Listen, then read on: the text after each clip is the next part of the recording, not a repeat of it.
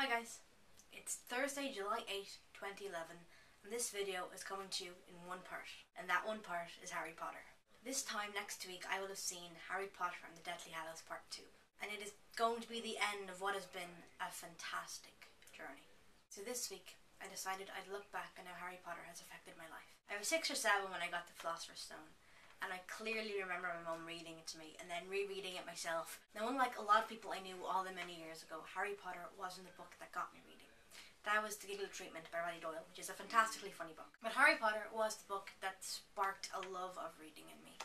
It really just made me want to read more and more and more, and that is something I am eternally grateful, because books are some of the greatest treasures I've ever found. Like countless people across the fandom, Harry Potter is more than just a series of books or a collection of characters or even a story to me. It's something that is tied with my childhood and will be with me for my whole life. Without Harry Potter, I would never have discovered the Vlogbrothers, and I would never have discovered Nerdfighteria.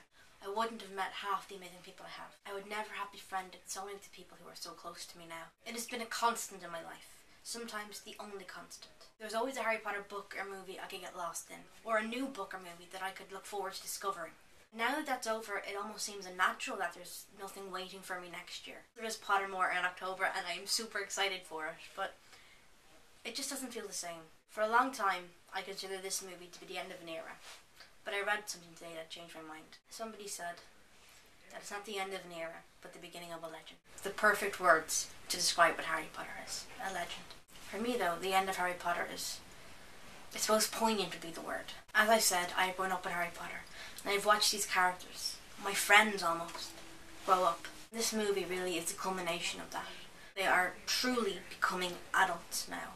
And that is something I'm having to face this year as well. Yes, I haven't had to face Voldemort or armies of Dementors and Death Eaters, but this year is my last year in secondary school, or high school, depending on what part of the world you're in. This means I too am having to grow up, and yes, I do still act like a 7-year-old sometimes, but I'm having to buckle down and work and do adulty things. And the fact that my becoming an adult is tied with these characters becoming adults truly drives home for me how much Harry Potter is a part of what defines me. I know in many years' time, when I'm old and grey and rereading The Philosopher's Stone for the 100th time, someone will look at me and say, "After all this time?"